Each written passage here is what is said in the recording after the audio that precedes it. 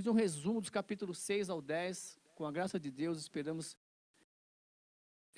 estudar com vocês, tá bom? Olha só, para você para dar uma refrescada na sua mente aí, nós estamos estudando o livro do profeta Ezequiel, nós estamos nesse período em que a Babilônia invade lá Jerusalém e leva lá, cativo lá, umas 10 mil pessoas, um pouco mais de 10 mil pessoas, e entre eles jovens, nessa leva vai Daniel, vai Ezequiel, mas agora nós vamos falar sobre Ezequiel. Ezequiel, então, ele é levado lá para a Babilônia, uma estratégia de guerra da Babilônia, e ele está lá, e eles têm, na mente dele está Jerusalém, está o templo, está tudo que ele fazia lá correto, na presença de Deus, e daquele monte de pessoa que vai com ele, que foi com ele.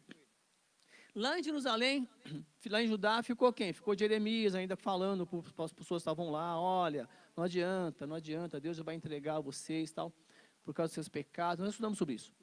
Mas o Ezequiel está lá com aquele povo lá, e Deus visita Ezequiel lá. Isso a 1.300 quilômetros de distância, lá ficava a Babilônia. E na cabeça do sacerdote lá, Ezequiel, desse profeta, e das outras pessoas, tinha o templo, tinha Jerusalém, a cidade. Mas, e muitas daquelas pessoas que foram para lá, viviam na presença de Deus, faziam as coisas corretas. E na cabeça deles lá, Senhor, mas eu fazia as coisas corretas. Por que eu estou aqui? Então Deus vai falar com Ezequiel.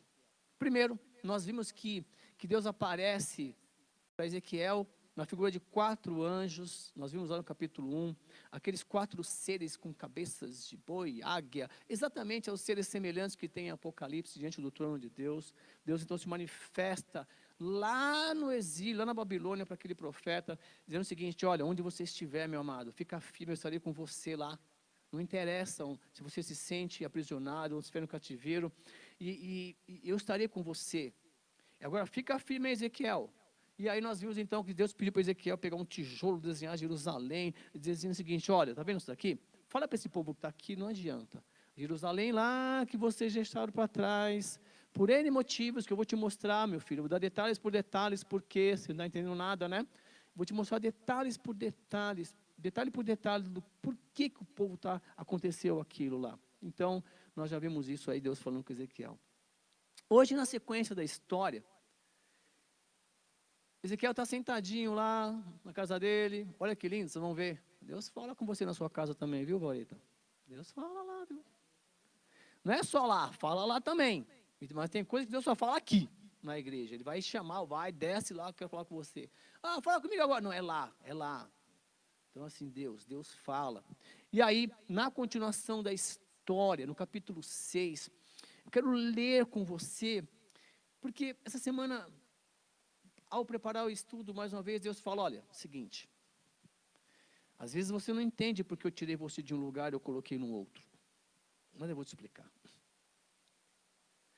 De repente, naquele lugar onde você estava, eu não estava sendo adorado, como deveria ser. Então, eu retirei você de lá. E eu preciso trabalhar naquele lugar sem você lá. Mas depois que tiver tudo arrumadinho lá, você pode voltar. Mas esse não é o momento agora. Agora é o momento de você aprender onde você está. E Ezequiel está aprendendo. E esta palavra do Senhor veio a mim, Ezequiel fala no capítulo 6. Filho do homem, vire o rosto contra os montes de Israel e profetize. Profetize o quê? Vamos só esperar aqui que o Luan puxou meu tapete aqui, irmãos. Ó, ele apagou toda a Bíblia ali que eu estava lendo ali. Obrigado, Luan. Só um minutinho aí. Então, profetize o quê, meu amado? Olha só. Obrigado. Os montes de Israel ouçam a palavra do soberano, o Senhor. Assim diz o soberano, o Senhor aos montes e às colinas, às ravinas e aos vales, estou prestes a trazer a espada contra vocês. Vou destruir os seus altares idólatras. Então, o que Deus vai revelar mais uma vez para Ezequiel agora, é um dos motivos que ele está destruindo lá Jerusalém.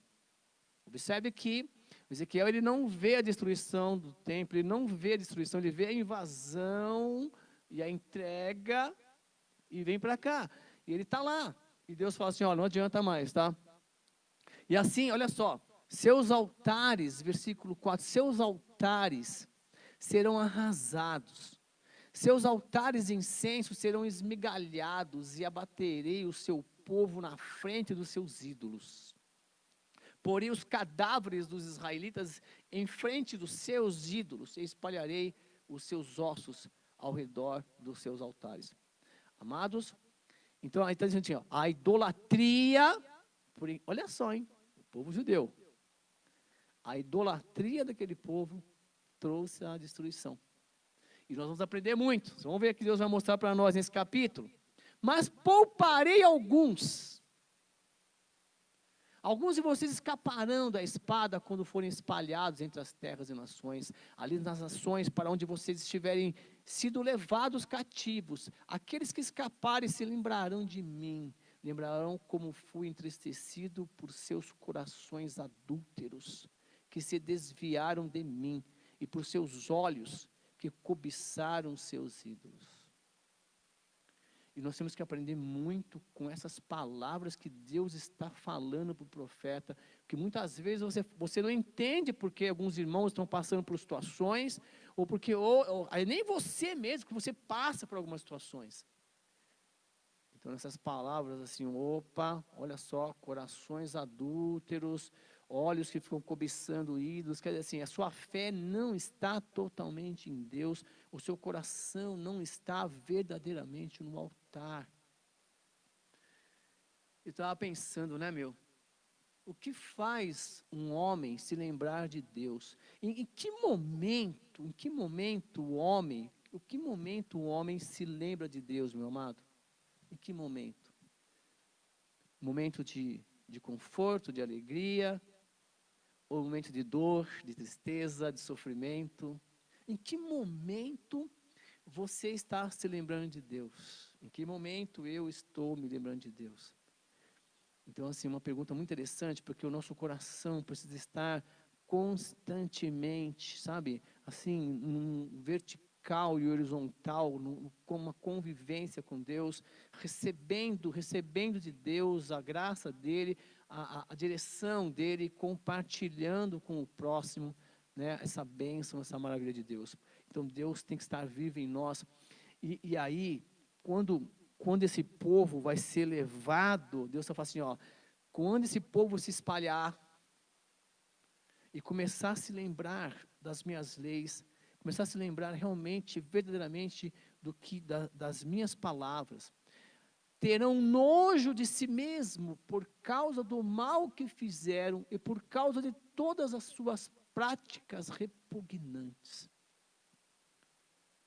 E saberão que eu sou o Senhor, que não ameacei em vão trazer desgraça sobre eles. Nós precisamos pensar o tempo todo o que temos feito pelo reino. E o que temos feito pelo reino não é quantidade também não, é mais a intensidade. Para Deus ali, o que vale, meu amado, é a intensidade. É claro que se você fizer muito, com muita intensidade, Deus agradece. Porque Ele jamais vai colocar algo na sua mão que você não teria capacidade de fazer. Mas é a motivação com que você faz. E uma das expectativas de Deus é que quando você se sentir distante dEle, distante de Jerusalém, distante do povo, no meio de um povo onde Deus não é o Senhor, que você pare, que você olhe, poxa vida, né? Onde está o meu coração? E que você se arrependa, que você tenha nojo de si mesmo, é um arrependimento ali.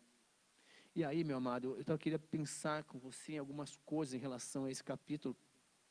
Um tratamento de choque é muitas vezes necessário, amados, para gerar arrependimento no coração humano, endurecido pelo pecado. E às vezes acontece isso. Deus vai te dando chance, e você vai pecando, se afastando de Deus, achando que Deus está distante, que nada vai acontecer.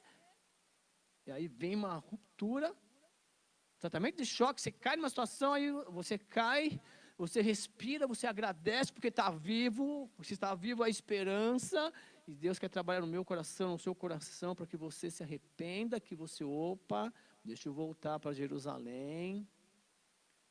E há muitas dores, meu amado, que sofremos nessa vida, com esse propósito de aproximarmos de Deus, para reconhecermos os nossos erros.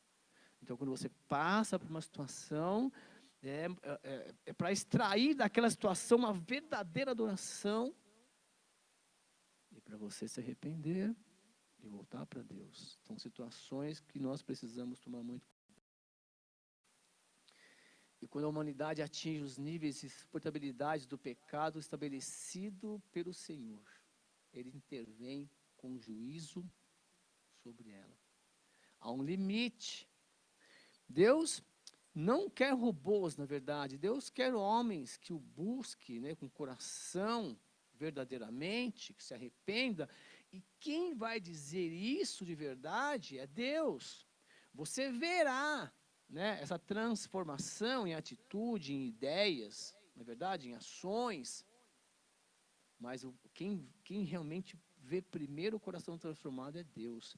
E Ele trabalha com você que se arrependeu, que busca realmente esse relacionamento íntimo com Deus. E isso vai ficando transparente depois. Você vai retomando a credibilidade que você tinha com o seu povo. E Deus vai arrumando, o próprio Deus vai direcionando e arrumando espaço para você, porque a obra é dEle. É Ele que está trabalhando com você. E outra coisa, por mais injustiças e impunidades que nos cerquem, em algum momento, Deus vai agir e julgar cada uma delas. Em algum momento, a hora vai chegar. É um ditadinho popular famoso: Deus tarda, mas não falha. Sabe, fica firme, meu amado. Onde você estiver, na escola, trabalho, onde você estiver, mantenha uma postura reta diante de Deus, faça as coisas com verdade, sem mentira, procure fazer as coisas corretas que chegam às tuas mãos, correta no trabalho, procure ser o melhor, ou estar entre os melhores, procure fazer o melhor nas tuas mãos, porque você tem que honrar a Deus ali. Não deixe ninguém te pegar em mentira, em trapaça, porque você está representando Deus. E não adianta as pessoas não vão ficar te julgando pela religião. O analfabeto religioso julga as pessoas pela religião. Que religião você é? Ah, eu sou protestante. Eu sou católico. Eu sou macumbeiro. Eu sou um servo de Deus. Eu sigo a Cristo. Eu sou cristão, meu amado. Pronto, eu visto a camisa de Cristo. Onde Ele quiser me colocar, eu vou lá. É uma questão de maturidade. Recentemente, agora foi nomeado um ministro, que é reitor lá da faculdade, Mackenzie, e aí já está nas redes sociais. Olha lá, vamos colocar um pastor. Graças a Deus que é um pastor. Quer colocar um bêbado, corrupto lá? Mas na cabeça daquele outro ignorante lá, não, pastor. Vai você lá. Então, meu amado, olha, é uma coisa muito interessante. Pode ter injustiça. Mas deixa as pessoas, haja corretamente, deixa Deus trabalhar com essas pessoas que falam mal de você, simples assim, correto? Agora, olha, e por quê? Porque Deus começa a obra em casa. Vocês vão ver, esse capítulo é muito forte, esse estudo de hoje. Porque no capítulo 7, Deus fala assim, veio a mim esta palavra do Senhor, lembrando que Ezequiel está lá na Babilônia, torcendo para aquele povo que está lá em Jerusalém se converter, dar um jeito de salvar tudo. E ele fica na expectativa e Deus fala, vem cá, deixa eu falar com você. E veio a mim, capítulo 7, veio a mim a palavra do Senhor, filho do homem, assim diz o soberano, o Senhor, a nação de Israel. Chegou o fim. O fim chegou aos 4 cantos da terra de Israel, acabou. O fim está agora sobre você, eu vou desencadear a minha ira. Chegou, acabou. O limite de Deus. E Deus fala, eu a julgarei de acordo com a sua conduta. E lhe retribuirei todas as suas práticas repugnantes. Meu amado, pegando essa lógica, se Deus vai retribuir de acordo com a sua conduta, o que esse povo fez, nós estudamos já isso, Deus tem um limite. E há uma inversabilidade proporcional. Se você age corretamente, você é a menina dos olhos do Senhor. Ele retribui de acordo com a sua conduta na mesma proporção. É fantástico esse Deus, é fantástico. Observe, como é assim? Olha o Ezequiel, ele está ali. Ele declarou em alguns capítulos que nunca tinha feito nada de errado. E Deus, eu sei, Ezequiel, por isso que eu estou falando com você. Esse relacionamento, essa intimidade com Deus, que eu vou falar que você é louco, mas você está falando com Deus. Deus está te mostrando, te abençoando, dirigindo os seus passos, te livrando do mal. O inimigo está te cercando, está te colocando nesse lado. O passado, de vez em quando, vem na sua mente. Você fala, joga esse moleque, canta um louvor, meu filho. Põe um louvor novo na sua cabeça. O diabo vai vir, mas há 3 anos atrás, há 4 anos atrás, há 5 anos atrás, olha para frente, põe um louvor novo, vive o momento, eu estou com você, é toda experiência, eu conheço seu coração, porque vai ter um momento que Deus vai falar assim, ó, não olharei com piedade para você, nem a pouparei, falando para Israel, com certeza eu lhe retribuirei sua conduta e suas práticas em seu meio. Então você saberá que eu sou o Senhor. E assim diz o Senhor, eis a desgraça, uma desgraça jamais imaginada. Vem, ai. Chegou o fim. Chegou o fim. Ele insurgiu contra você. O fim chegou. O capítulo 7 é enfático nisso. Chegou o fim, acabou.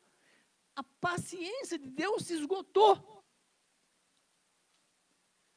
Você ficou lá, sabe, contaminando o tempo, contaminando as pessoas com seus ensinos errados. Pessoas te seguiram, pessoas estavam sacrificando, pensando que estavam sacrificando a Deus. Eu vou tratar individualmente com essas pessoas, pode deixar, mas agora é para você. E esse capítulo, meu amado, quando você lê, meu Pai do céu. Versículo 25, quando chegar o pavor, eles buscarão paz, mas não encontrarão. Virá uma desgraça após a outra, e um alarme após o outro. Tentarão conseguir uma visão da parte do profeta, e o ensino da lei do sacerdote se perderá, como também o conselho das autoridades. Não adianta. Foi o limite de Deus. Israel levou Deus ao limite, com as práticas repugnantes. E aí o sacerdote ficou curioso, o profeta, segura aí, fica firme aí. Eu queria falar o seguinte para você, que Deus é poderoso, meu amado, para iniciar coisas incríveis em nossa vida. Ele é poderoso. Mas um outro fato deve ser percebido. Ele também pode colocar um ponto final em toda a nossa história. Planos e projetos. Num piscar de olhos. Há um Deus soberano, meu amado, sobre nossas vidas. Precisamos nos submeter à sua graça. E eu falo isso, meu amado, com 54 anos. Se você olhar para trás assim, você olha, mim não tem bem nenhum. Deus fala, você está aprendendo, né? Então eu falo assim, ó, vamos aprender com as escrituras sagradas. Não é preciso você cometer os mesmos erros. Basta você entrar nessa história, mergulhar e nas palavras que eu vou dizer para o profeta, existem uns princípios de Deus que são inegociáveis. Inegociáveis. Sabe, amado, o dinheiro, o orgulho, o poder, tem seu prestígio quando as coisas estão bem. Mas quando os fundamentos desabam, eles de nada servem. Não adianta. Você quer ter, você vai ter com ordem, com honestidade, no tempo certo, fruto do seu trabalho.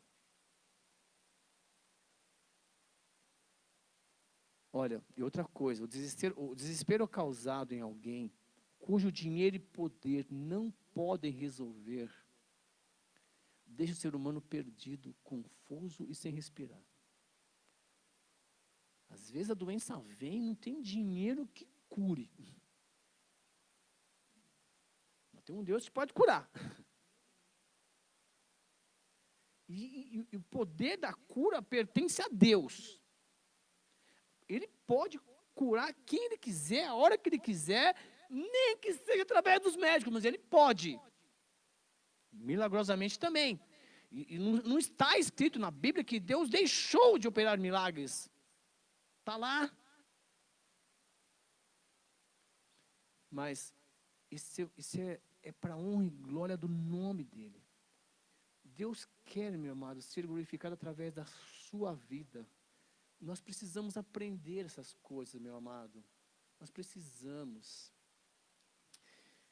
Tem uma imagem muito linda que você vai ver agora, que é Jesus no trono, cercado de anjos. Uma imagem que nós já estudamos em Apocalipse, mas... E lembre-se, o profeta está ali, recebendo essas mensagens duras. Vai acabar Jerusalém, vai destruir. Ele está ali, Senhor, não tem uma chance. E Deus vai falar com ele. E Deus vai direcionar melhor para o profeta.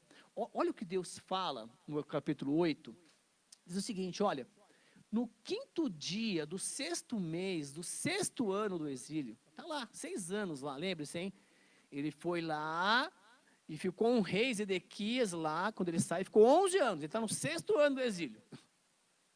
E 11 anos ainda ficou lá, em Jerusalém, depois da saída dele. Ó, no 6º ano, olha que lindo. Eu e as autoridades de Judá estávamos sentados aonde? Na minha casa. Quando a mão do soberano, o Senhor, veio sobre mim. Você sabia que Deus fala com você na sua casa? Você sabia que Deus fala com você na rua, no trabalho, onde você estiver? Você sabia que Ele fala com você na sua casa, porque você é a casa dEle? E onde você estiver, Ele fala com você? Às vezes é difícil entender isso, mas como assim? Ele no 6º dia, Ele desce, Jesus Cristo desce lá, a Trindade desce, pega o barrinho, mexe lá, faz e molda o homem. A imagem e semelhança dele.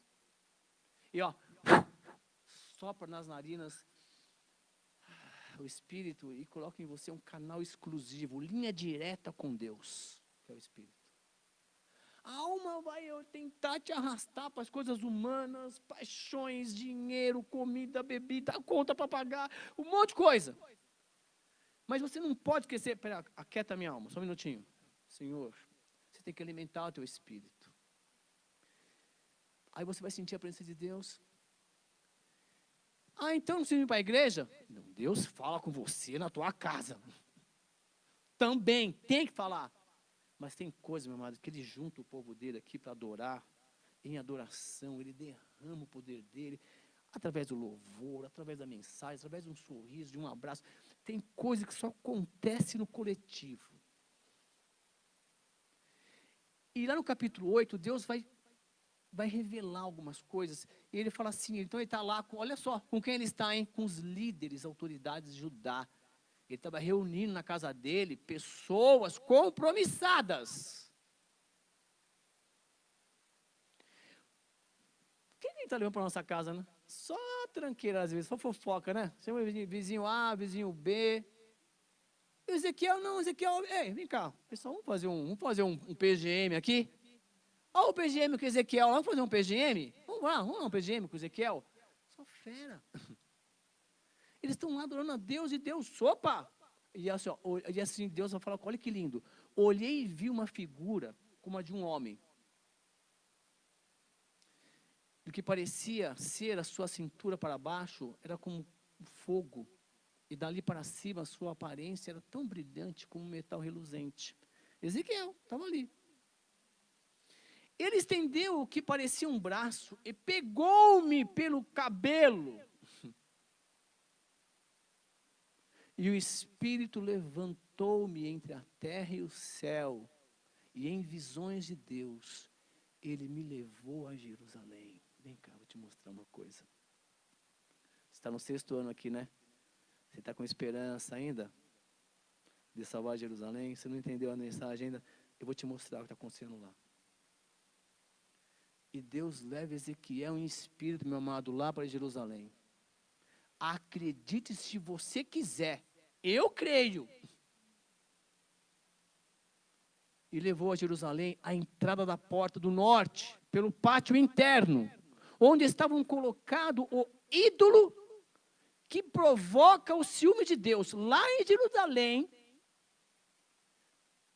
terra santa, consagrada de Deus, o povo estava fazendo o quê? Com ídolos lá, ídolos. Está aí, está na sua Bíblia isso aí. E ali diante de mim estava a glória do Deus de Israel, como na visão que havia tido na planície. Então ele me disse, filho do homem, olha para o norte. Olhei para o norte e vi junto à porta do altar o ídolo que provoca o ciúme de Deus. Lá, Jerusalém. Deus estava mostrando para o profeta, justificando, sabe, dando um conforto para o coração daquele homem. Eu acredito nisso, ó. Não é por vocês, que eu retirei vocês dali. E eu estava correndo esses dias, fazendo um exercício, e Deus falou assim, ó, às vezes eu retiro o meu povo, meu amado, de um lugar, ele não entende, eu retiro dali, porque ali não estava sendo adorado. Eu vou levá-lo para outro lugar, vou ensiná-lo, vou trabalhar com ele, de repente ele pode até voltar. Mas eu não estava sendo adorado ali. Estava cheio de ídolo. E ele me disse, filho do homem, você vê o que estão fazendo? Deus perguntou para ele, você vê o que estão fazendo? As práticas repugnantes da nação de Israel, coisas que me levarão para longe do meu santuário? Mas você verá práticas ainda piores que essas. Deus está revelando para o profeta, porque ele não estava entendendo o que eu estou dizendo, mas ele falou no capítulo 3, mas eu nunca pequei em nada, eu ando na sua presença. Então, por isso você está aqui, por isso estou falando com você. Fica aqui. Agora, você não está entendendo nada do que eu estou fazendo lá? Eu vou te mostrar. Eu vou te mostrar. E ele vai lá e começa a revelar para o profeta as coisas que o povo estava fazendo, que os líderes estavam fazendo. Meu amado, se segura aí. E em seguida, versículo 7, me levou para a entrada do pátio. Olhei e vi um buraco no muro. Ele me disse, filho do homem, agora escave o muro. Escavei o muro e vi ali uma abertura de uma porta. Ele me disse, entre e veja coisas repugnantes e más que estão fazendo. Eu entrei e olhei. Lá desenhadas por todas as paredes, vi todo tipo de criaturas rastejantes, animais impuros e todos os ídolos da nação de Israel. O templo do Senhor foi profanado.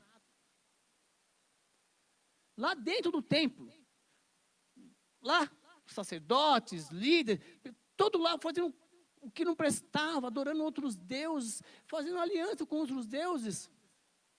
Vamos ficar aqui na igreja, né? Mas vamos fazer um negocinho fora aqui, vai que não dá certo. Lá em Israel, está na sua Bíblia isso.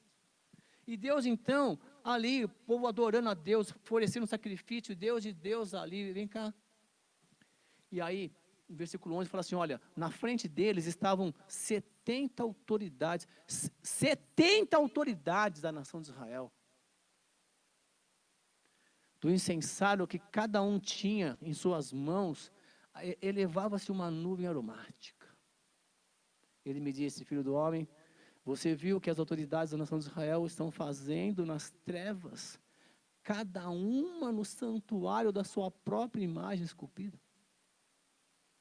Elas dizem, o Senhor não nos vê. O Senhor abandonou o país. Já que o Senhor não nos vê, vamos fazer. Já que Deus não está aqui mesmo, vamos fazer. Lá, pessoal, pelo amor de Deus, eu estou falando do povo de Israel. Eu não estou falando dos dias atuais. Não estou falando dos dias atuais. Não estou. Nós estamos lendo a Bíblia, o livro de Ezequiel, capítulo 8, onde as pessoas estavam fazendo isso lá em Israel, e Deus, de olho, o povo achou que não. Aí Deus retira lá, alguns milhares, leva cativo a Babilônia. Escolheu a Babilônia porque tinha essa estratégia de guerra, leva cativo, se afasta lá, alimenta o povo lá, para eles perderem a identidade. E aí Deus revela para o profeta, que não entendia nada, que foi no meio lá, o que estava acontecendo. E aí, versículo 18, ele então me levou para dentro do pátio interno da casa do Senhor, e ali na entrada do templo, entre o pórtico e o altar, havia 25 homens, com as costas para o templo do Senhor e os rostos voltados para o oriente. Estavam se prostrando na direção do sol. Homens, lá no povo de Israel, cujo Deus deveria ser o Senhor, ao invés de invocar o nome do Senhor, aqueles estavam fazendo o que? Eles estavam invocando outros deuses. Outros deuses.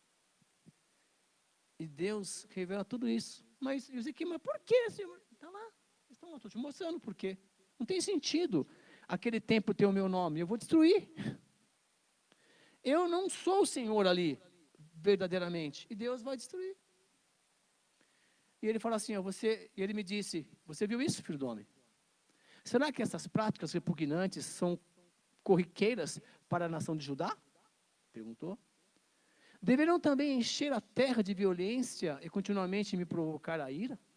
Vejam, eles estão continuamente a me provocar. Eles estão pondo o ramo perto do nariz. Por isso, com a ira os tratarei. Mesmo que gritem aos meus ouvidos, não os ouvirei. Deus estava no limite com Israel.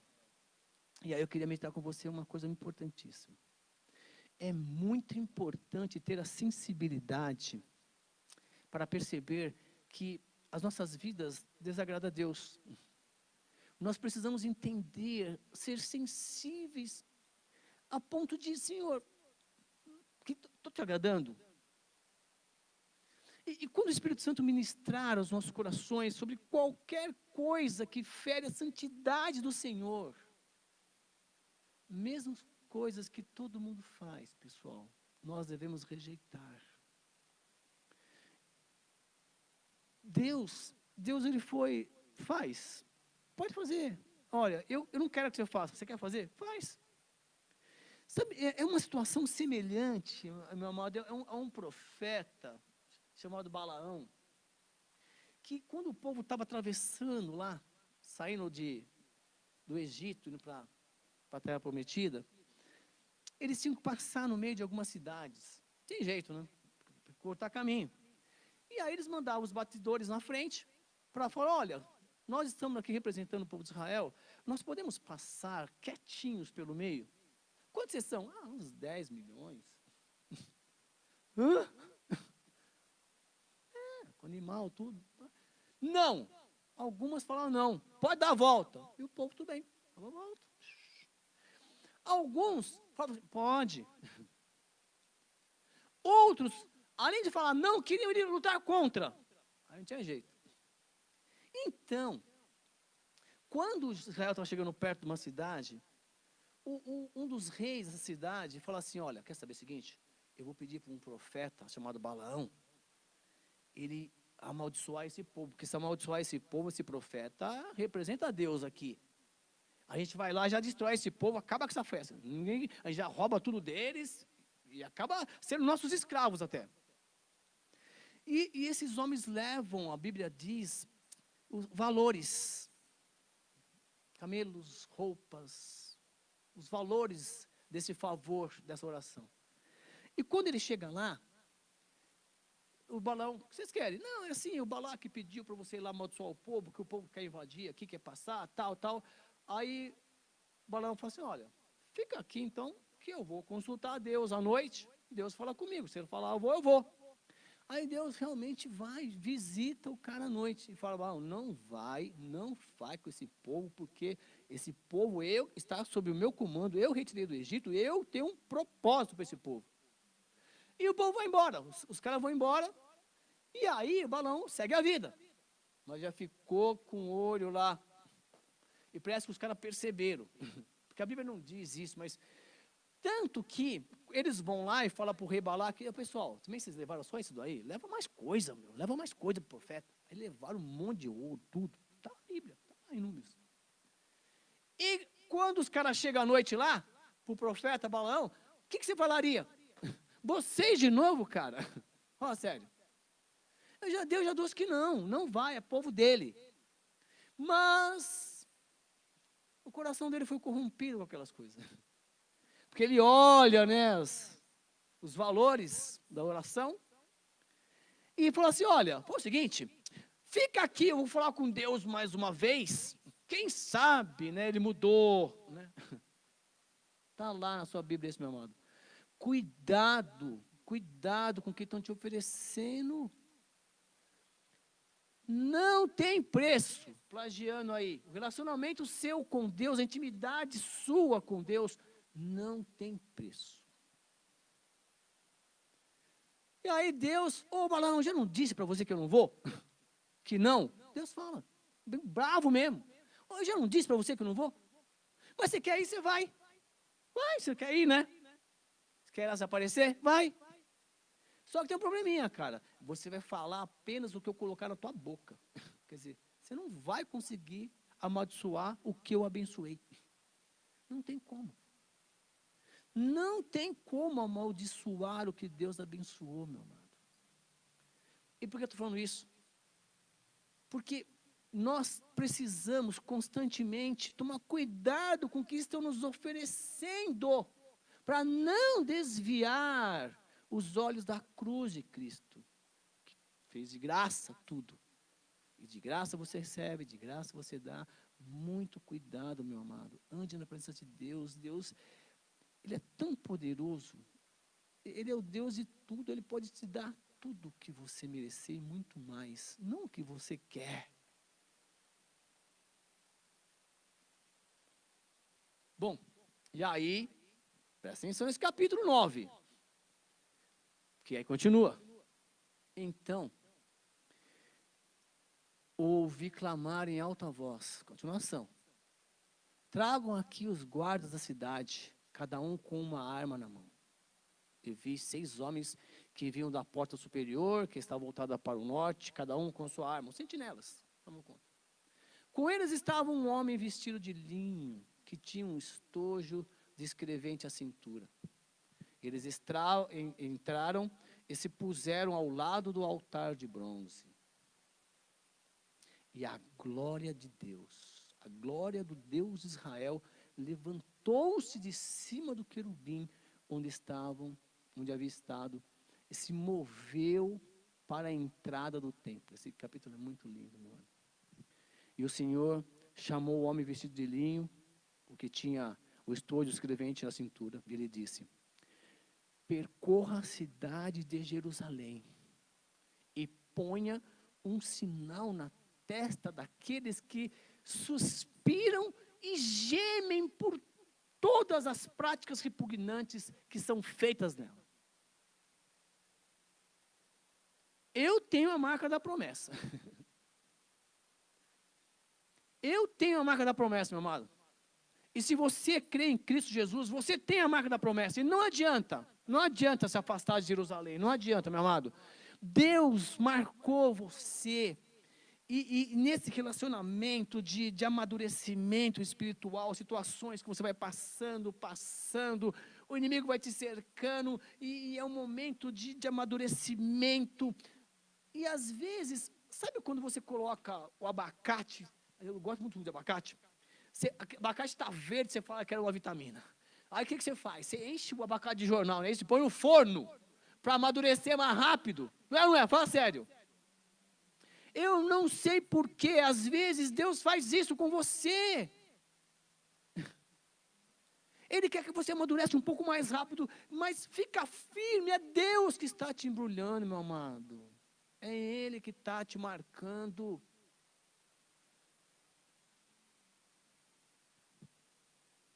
Fica esperto igual Ezequiel, meu. Chama para convive só com pessoas que querem buscar Deus. Então eu tenho que sair da escola, sair do emprego, sair do mundo, tenho que morrer. Não. Só que você é a luz. Na verdade, você não é a luz, viu? As pessoas entendem errado. Você não é a luz do mundo. Você tem que refletir a luz do mundo. É um flechinho, né? Uma lanterninha, uma pilinha. Mas glória a Deus por isso. A luz é de Deus. E a glória, Deus marcou. Você está marcado, não adianta fugir, meu amado. Onde você estiver, Deus vai lá te buscar. Já era.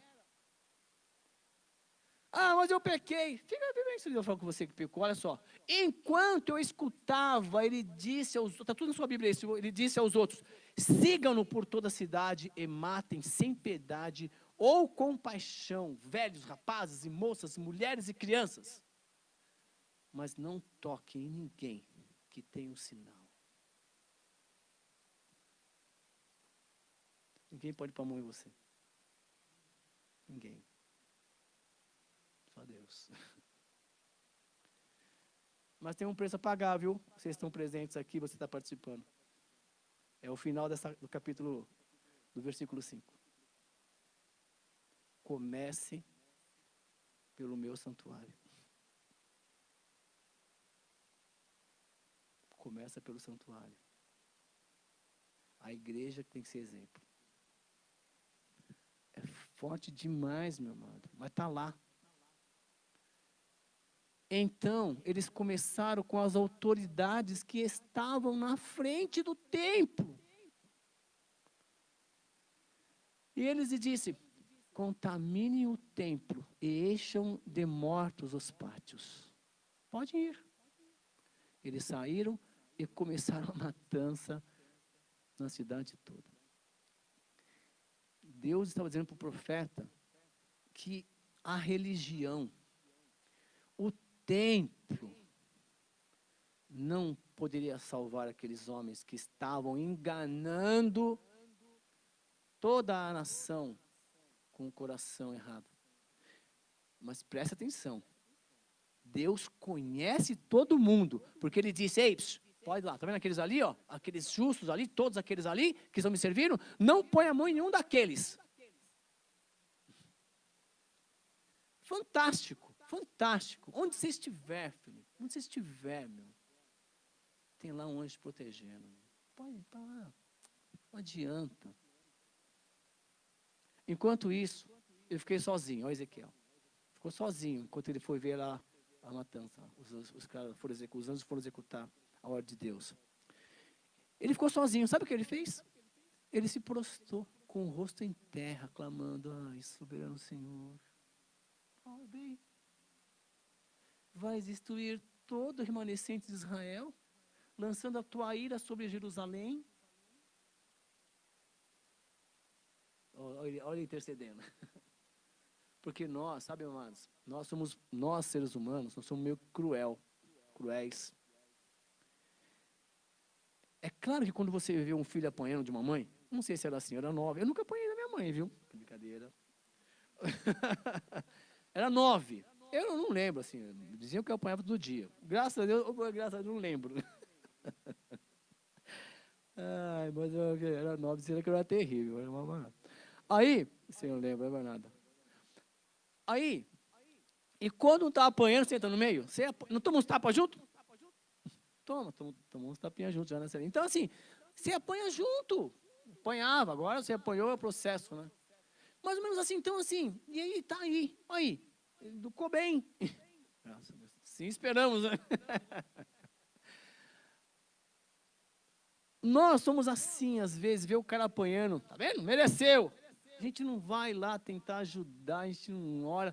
O Ezequiel, quando Deus dá essa sentença, ele fala: ai, Senhor, o Senhor vai destruir mesmo todo mundo, não vai deixar nem o remanescente, esquecendo que o grupo que já estava ali com ele, já era o remanescente. vendo? O profeta também está um pouco sem lógica ali. Ele estava pensando nos que estavam lá. Mas Deus tirou um monte antes. Mas tinha mais lá, você vê? Que tinha mais. Deus falou, não toca nesse. E Deus já tinha separado ali. Aí Deus respondeu, a iniquidade da nação de Israel, de Judá, é enorme. A terra está cheia de sangue derramado e a cidade está cheia de injustiça. E eles dizem ainda que o Senhor abandonou o país, então nós vamos fazer o que nós quisermos. Olha, desculpa os caras. E Deus fala, Ezequiel, eles estão falando isso de mim. Então Ezequiel fala, de minha parte não olharei, Deus fala, então de minha parte não olharei para eles com piedade, nem os pouparei, mas farei cair sobre a cabeça do que eles têm feito. Então, o homem de linho, com estojo de escrevente à cintura, voltou trazendo um relatório e disse, fiz o que me ordenasse, Senhor, está feito. Mas eu quero que você entenda, ali, Deus estava avisando o que ia acontecer. No 6º ano. De fato, as coisas aconteceram alguns anos depois, ainda tive um tempinho ali, não adiantou nada. Não adianta.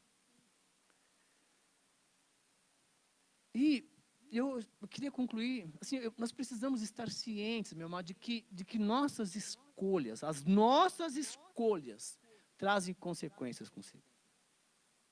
Não adianta. Se você andar na presença de Deus corretamente, a porta é estreita, o caminho que leva à salvação é difícil, demora um pouquinho mais, mas é prazeroso, porque você está com a presença de Deus. Por um tempo, você que está longe de Deus, pode até parecer que você vai conseguir viver sem Deus, mas não. Um dia a fatura vem.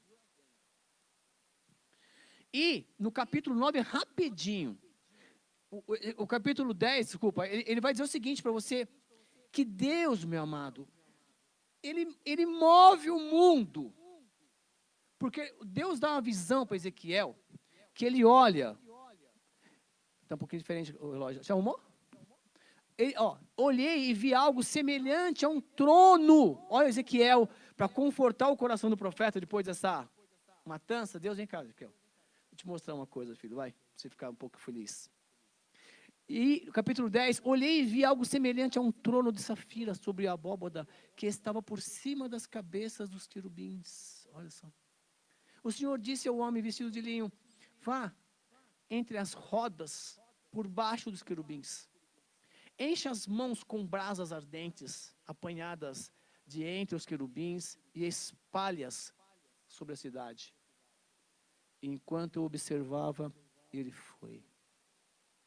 Ora, os querubins estavam do lado sul do templo, quando o homem entrou e uma nuvem encheu o pátio interno.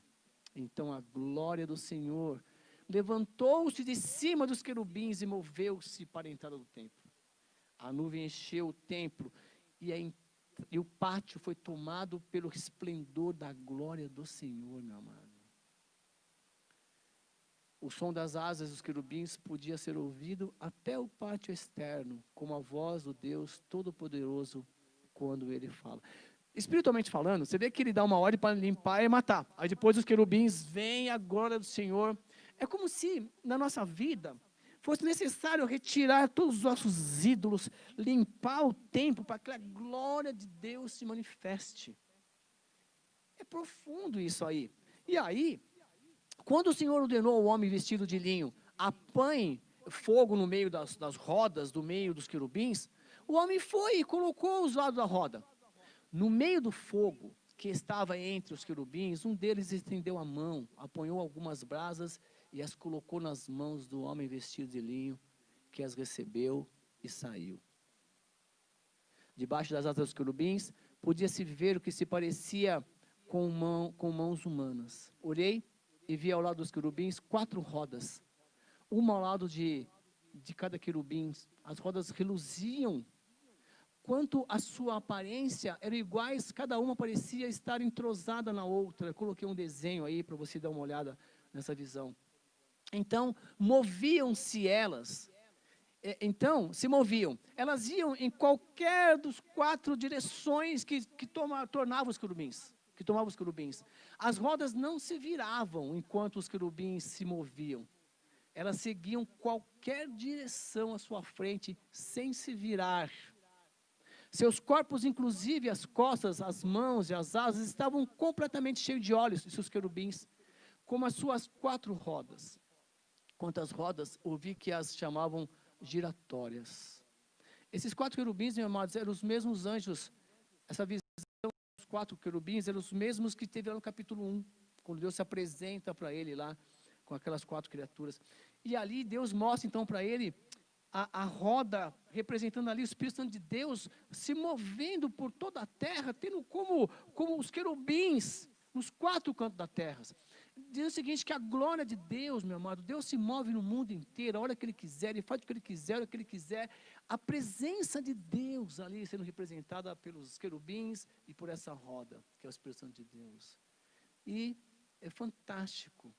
Ele se movia de acordo com o que Deus falava. É demais, meu amado. Isso para confortar o coração do profeta que acabado de orar para que Deus não fizesse algumas coisas. E eu queria terminar pensando o seguinte com você, que o reino de Deus, bem como seus elementos, funcionam de maneira entrosada com um propósito. Às vezes você tem um sonho, uma visão, você não entende muito bem, guarde, deixa, Deus vai te dar outro sonho, outra visão, para te explicar essa. Deus faz isso. Fique tranquilo, não vai contando para todo mundo o sonho, porque ninguém é evidente nesse sentido. Deixa o Deus que te deu o sonho te revelar o sonho. Não vai virar confusão. O Senhor é extremamente criativo, meu amado, e sabe exatamente o que cada circunstância exige. Se deixarmos que Ele nos controle, até o que não faz sentido vai funcionar. Porque Deus é Deus. Nós chegamos no capítulo 10. E é muito rico você estudar esse livro. Por quê? Não porque você está na vida de pecado, porque você está numa vida de profeta também. Porque o profeta está recebendo as mensagens de Deus ali, ele foi levado para um lugar, entre aspas, sem querer ir, mas a condução, a história o levou para lá. E mesmo não entendendo, ele foi obediente, e Deus falando com ele, e Deus vai revelando aos poucos, no 6º ano, nós estamos no capítulo 10, no 6º ano que ele estava lá. E Deus vai se revelando, meu amado, às vezes as coisas acontecem no tempo de Deus, e Deus vai mostrando as coisas que Ele gosta, que sejam feitas corretamente. Todas as coisas, meu irmão, já estão na Bíblia, já estão aí. Nós temos que estudar. Por quê? Porque nós vamos errar menos. Estudando o que trouxe a destruição, nós podemos fazer o quê? Aprender para que Deus traga o quê? A salvação, a construção, a bênção, não a maldição. Então nós precisamos estudar e extrair o melhor da história, para que a história não se repita na minha nem na sua vida. Obrigado pela sua presença. Na próxima semana vamos estudar mais alguns capítulos, vamos tentar resumir os capítulos, porque é um fundo histórico interessante agora, para que Deus continue falando ao meu e ao seu coração. Obrigado pela sua paciência e pela sua presença. Deus seja louvado na sua vida e até o próximo domingo. A hora para dar um descanso, daqui a pouquinho. Vamos continuar adorando a Deus no nosso culto aqui dominical. Amém? Obrigado.